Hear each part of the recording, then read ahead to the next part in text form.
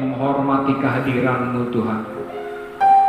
Kau yang sudah hadir pada saat ini, kami percaya Kau menjamah kehidupan kami saat ini, memberikan pengurapan yang baru, khususnya untuk hati kami, menerima kebenaran firman Tuhan, sehingga firman yang diberitakan bukan logika manusia, tetapi Engkau yang berbicara kepada kami semua yang ada di tempat ini tanpa terkecuali.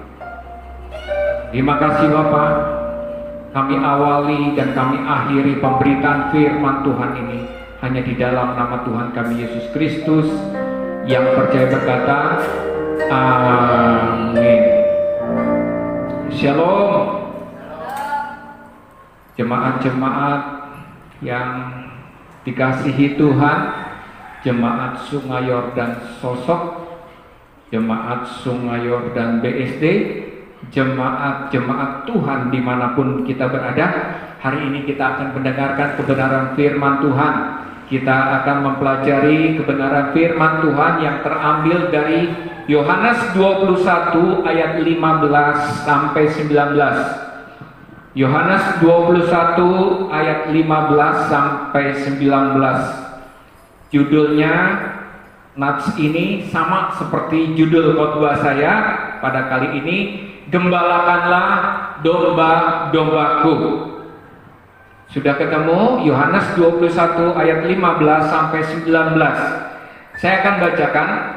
Sesudah sarapan, Yesus berkata kepada Simon Petrus, Simon anak Yohanes, apakah engkau mengasihi aku lebih daripada mereka ini? Jawab Petrus kepadanya, benar Tuhan, engkau tahu bahwa aku mengasihi engkau.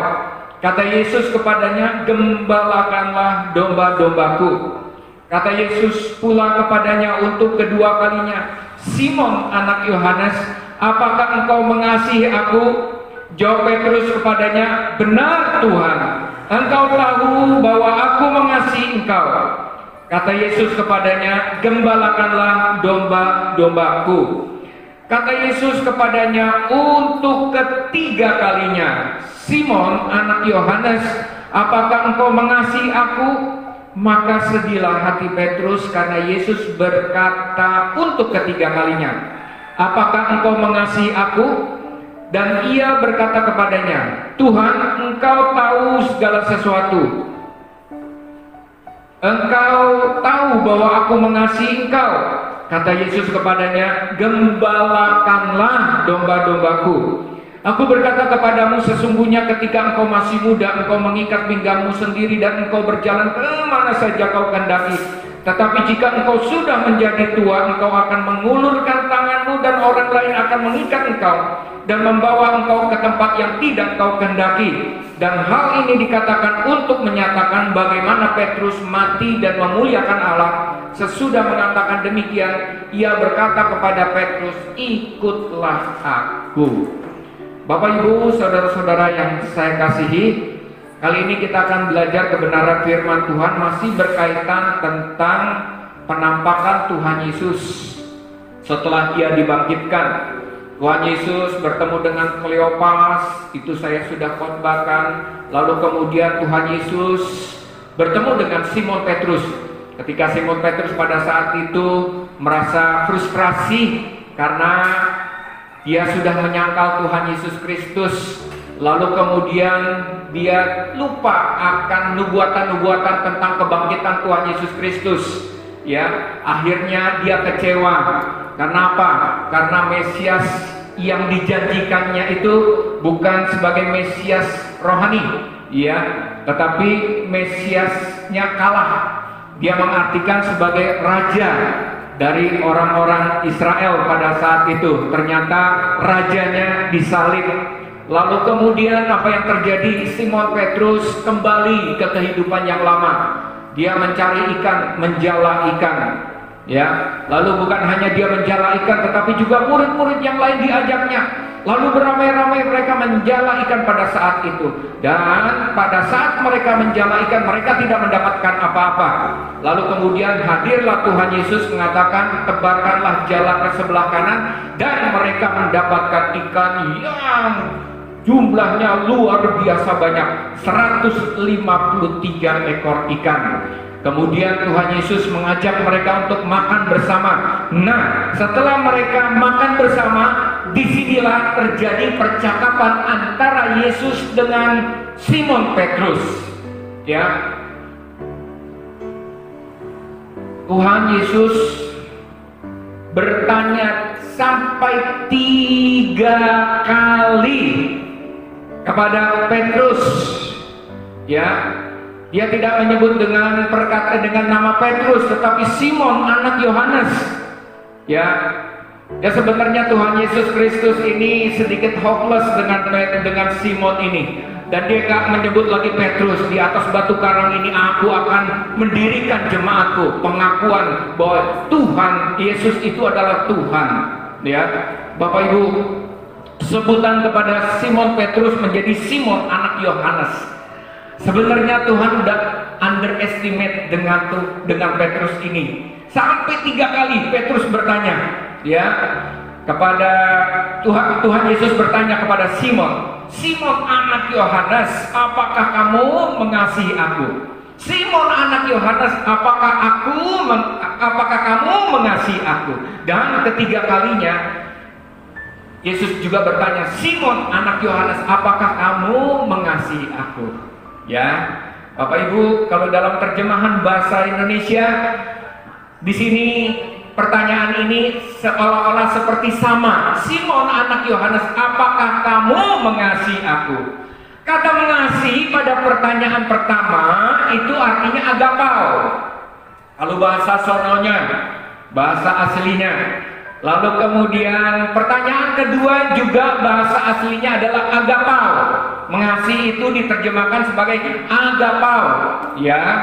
Baru yang ketiga, mengasihi ini artinya sedikit berbeda karena diterjemahkan philia, ya, filio. Nah, Bapak Ibu, apa artinya agapao? Agapao adalah, kalau bahasa saya adalah cinta walaupun, cinta rela berkorban, ya. Mau berkorban, sekalipun mati pun juga mau berkorban untuk orang yang dikasihi, ya. Nah, permasalahannya Simon ini gede mulut, Bapak Ibu, ya. Dia bilang, aku tidak akan menyangkal engkau. Tetapi apa yang terjadi ketika sebelum ayam berkokok 3 kali, Simon sudah menyangkal Tuhan Yesus Kristus, ya. Makanya Tuhan Yesus tanya, apakah kamu rela berkorban untuk aku? Kedua kalinya, apakah kamu rela berkorban untuk aku? Gitu loh. Sebagai tanda kamu mengasihi aku. Benar Tuhan, aku mengasihimu. Ya. PHP ternyata Petrus sudah menyangkal 3 kali. Kali ketiga, kata agapao diturunkan lagi menjadi philia. Artinya, apakah kamu sebagai sahabat, kamu solider dengan saya? Ya, kata philia seperti itu. Simon berkata, ya, benar Tuhan, aku mengasihi kamu.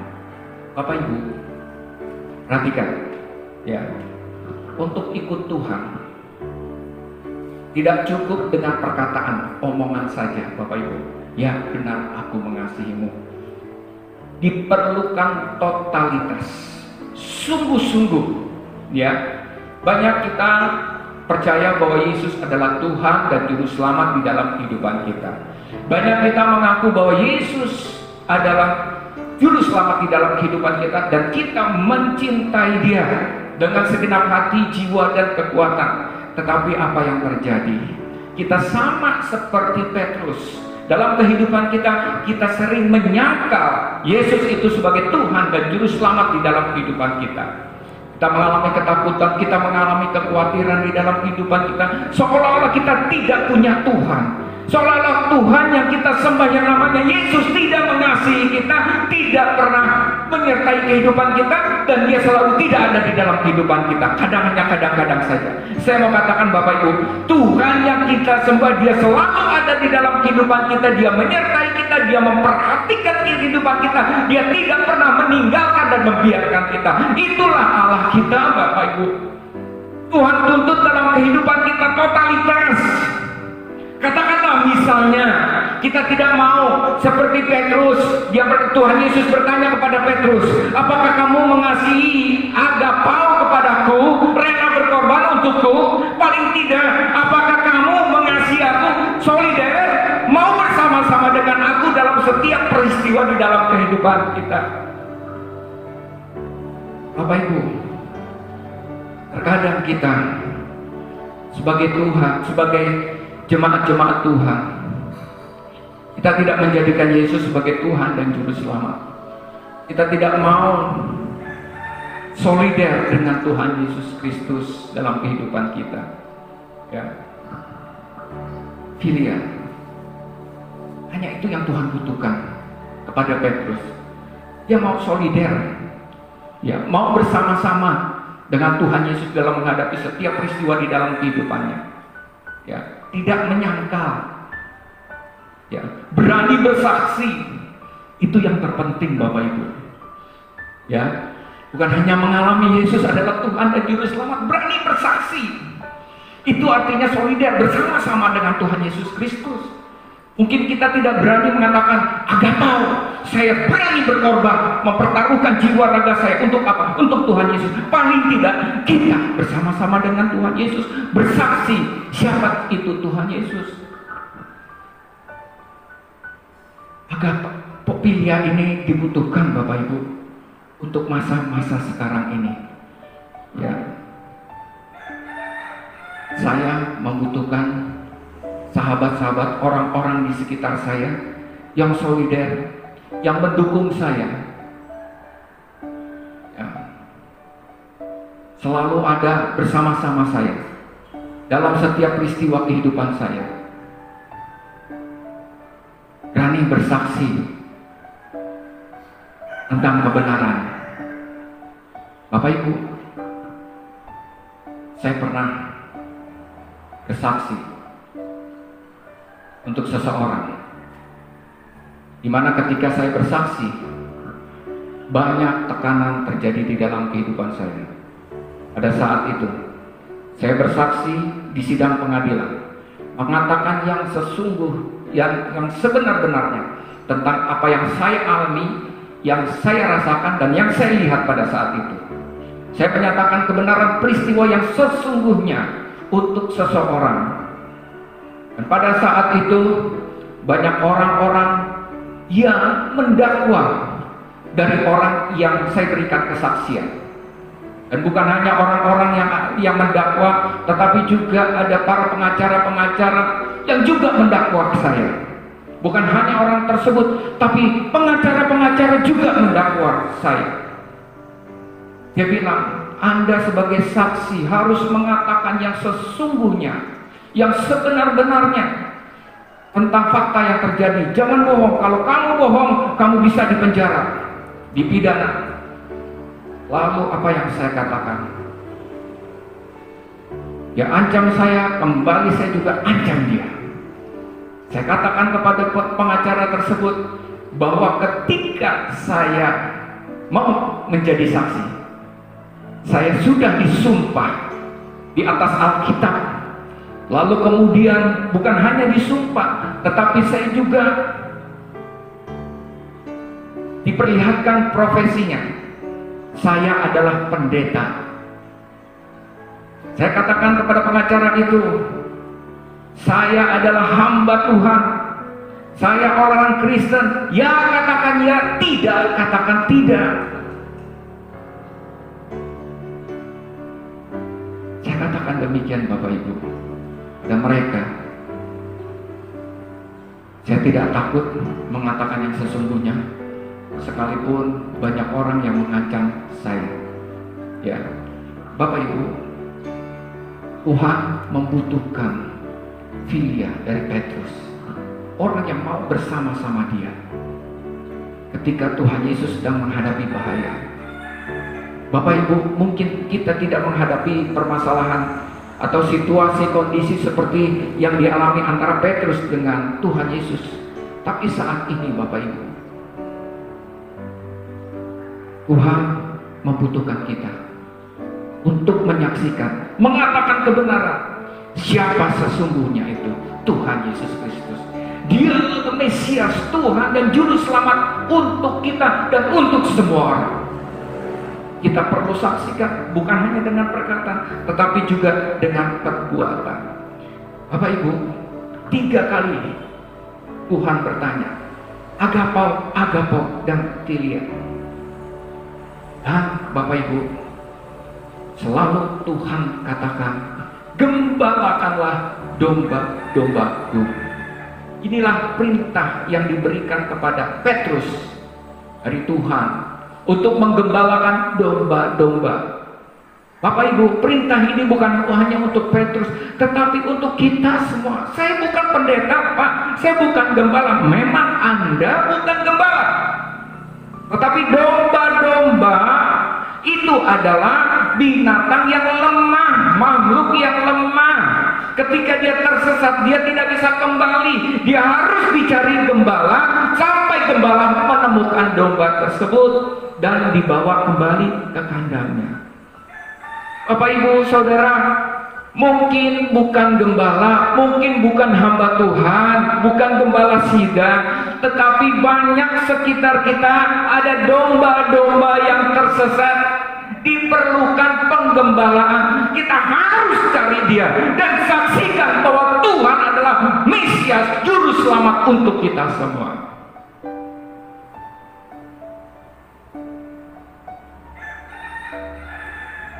Orang tua, bapak-bapak adalah gembala untuk keluarga tersebut. Tetangga-tetangga kita itu adalah domba-domba yang perlu kita hantar untuk menemukan kebenaran di dalam kehidupan. Mereka tersesat, banyak orang-orang di sekitar kita. Itu tetangga kita, mungkin juga orang-orang kantor kita. Mungkin mereka teman-teman sekolah kita, mungkin mereka tersesat, tetapi kitalah gembalanya yang membawa mereka untuk datang kepada Tuhan Yesus Kristus. Ada amin Bapak Ibu? Oke Bapak Ibu, ya. Lalu Tuhan katakan, gembalakanlah domba-dombaku. Selanjutnya Tuhan menubuatkan apa yang akan terjadi dengan Petrus ini kalau dia menggembalakan domba-dombanya. Ayat 18, aku berkata kepadamu, sesungguhnya ketika engkau masih muda, engkau mengikat pinggangmu sendiri dan engkau berjalan kemana saja kau kehendaki. Tetapi jika engkau sudah menjadi tua, engkau akan mengulurkan tanganmu dan orang lain akan mengikat engkau dan membawa engkau ke tempat yang tidak kau kehendaki. Ini bukan masalah usia Bapak Ibu, tua dan muda. Ini berbicara masalah pertumbuhan rohani kita. Ketika kita masih muda rohani kita, belum bertumbuh, belum menjadi dewasa rohani, dikatakan engkau mengikat pinggangmu sendiri dan engkau berjalan kemana saja kau kehendaki. Terserah apa yang kita melakukan, tidak ada yang bisa membatasi. Kita mau melakukan apa saja, itu terserah kita Bapak Ibu. Karena apa? Tuhan belum bekerja di dalam kehidupan kita dengan maksimal. Seperti Petrus, dia mau apa saja di dalam kehidupannya, terserah. Dia mau menyangkal Tuhan Yesus 3 kali, terserah. Tetapi ketika dia sudah menjadi tua, menjadi dewasa rohani, dia berpengalaman dengan Tuhan Yesus, disitulah Tuhan bekerja. Oleh karena kehadiran Roh Kudus di dalam kehidupannya, apa yang terjadi?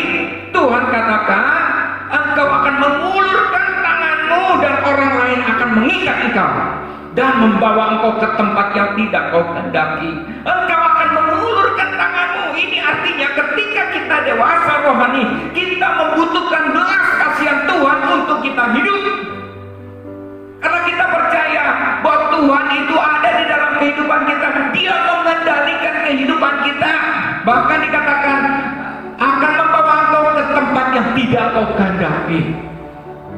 Jadi benar-benar hidup kita bergantung dengan Tuhan. Ketika kita menjadi dewasa rohani, berpengalaman dengan Tuhan, Tuhan hadir dalam kehidupan kita. Yang tidak kita kehendaki, Tuhan bawa ke situ. Itulah perjalanan Petrus dan juga perjalanan kita. Ketika kita sudah berurusan dengan Tuhan, kita mengalami Tuhan di dalam kehidupan kita, kita dilarang roh Tuhan di dalam kehidupan kita, dan roh Tuhan itu bekerja di dalam kehidupan kita. Hidup kita tergantung dari belas kasihan Tuhan. Hidup kita sungguh-sungguh dikendalikan oleh Tuhan. Bukan kehendak kita, tetapi kehendak Tuhan yang terjadi di dalam kehidupan kita. Itulah yang Tuhan inginkan dalam kehidupan Petrus. Gembalakanlah domba-dombaku, bawa orang-orang yang tersesat ini kepada Tuhan. Dan engkau akan mengalami Tuhan di dalam kehidupanmu. Hidupmu akan dikendalikan Tuhan, dan hidupmu oleh karena belas kasihan Tuhan di dalam kehidupan kita.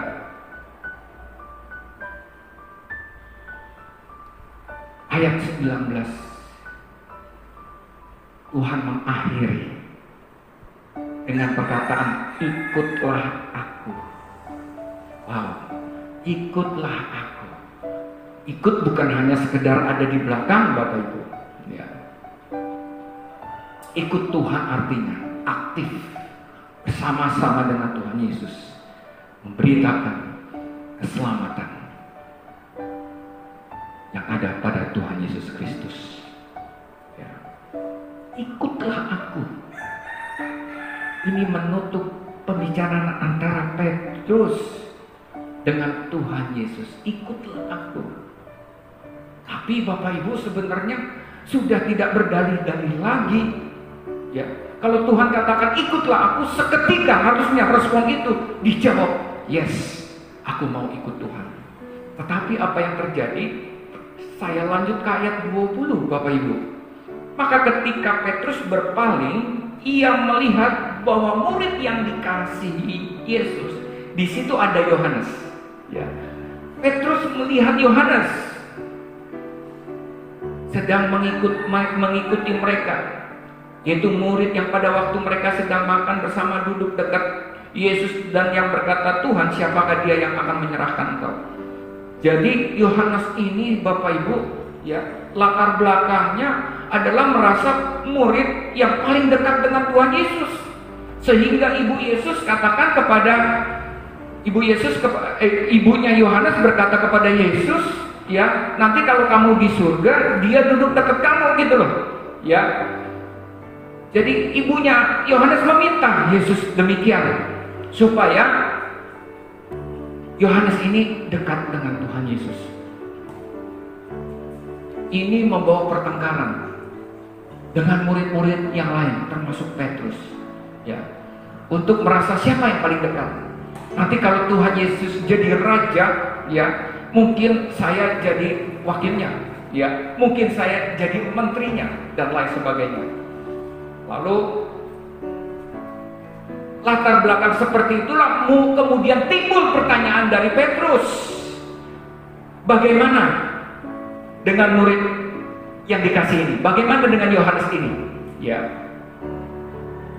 Lalu ayat 21, ketika Petrus melihat murid itu, ia berkata kepada Yesus, Tuhan, apakah yang terjadi dengan dia ini? Ya. Lalu kemudian jawab Yesus, jikalau aku menghendaki supaya ia tinggal sampai aku datang, itu bukan urusanmu, tetapi engkau ikutlah aku. Tentang Yohanes, saya mau jadiin wakil raja, mau jadiin menteri, mau dia dihidupkan sampai Maranatha, nanti itu urusan gue, kata Yesus. Mungkin waktu itu Yesus geram ya, urusanmu adalah ikut aku.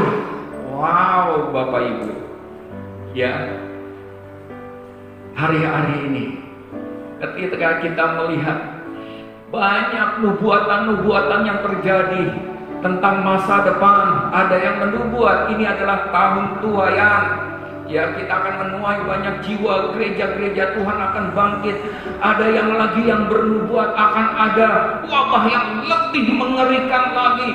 Lalu kemudian ada yang bernubuat ini adalah awal dari penderitaan dan lain sebagainya.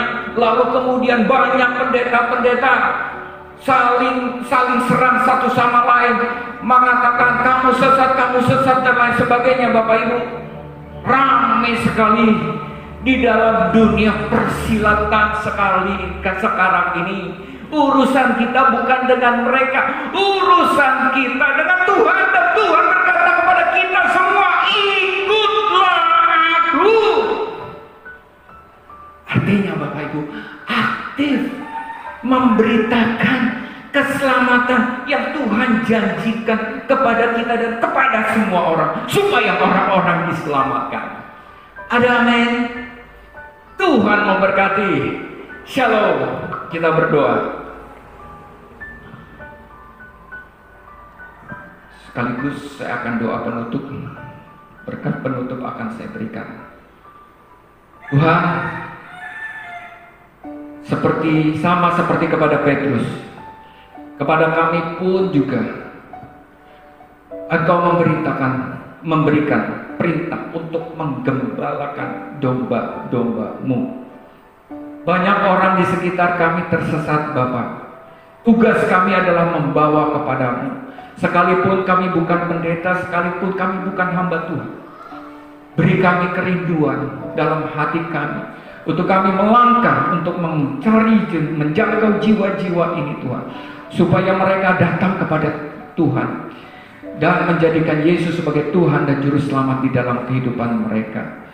Berkati setiap jemaat-jemaat-Mu Tuhan, agar kami semua yang ada di tempat ini sungguh-sungguh mengikuti-Mu Tuhan. Kami sedang berurusan dengan Tuhan. Ketika kami berurusan dengan Tuhan, Tuhan katakan, ikutlah aku. Ini artinya kami aktif untuk memberitakan keselamatan tentang Tuhan Yesus. Bukan hanya mengalami mujizat penyertaan Tuhan, berpekara dengan Tuhan, tapi kami ada kewajiban untuk memberitakan Tuhan Yesus kepada setiap orang-orang yang membutuhkan keselamatan pada saat ini. Bapa, nyatakan kuasa-Mu, nyatakan kasih-Mu di dalam kehidupan kami, agar bahwa kuasa dan kasih-Mu Tuhan kepada setiap orang-orang yang membutuhkan keselamatan, yang membutuhkan perlindungan. Kami tahu Tuhan, Engkau akan hadir sebagai Mesias yang akan mengangkat kami untuk ikut dalam perjamuan kawin anak domba. Tiba waktunya kami akan mengakhiri pertemuan ini. Ketika kami baik-baik mendengarkan suara Tuhan Allah dan melakukan dengan setia apa yang diperintahkan pada hari ini, Tuhan akan mengangkat kami dari atas segala bangsa, dan berkat Tuhan akan turun atas kehidupan kami. Damai sejahtera sukacita melimpah atas kehidupan kami, dan urapan ilahi selalu ada dalam kehidupan kami sampai Maranatha tiba, Tuhan datang kedua kali. Kami semua setia yang percaya berkata amin. Beri kemuliaan buat Tuhan. Shalom. Tuhan memberkati semua.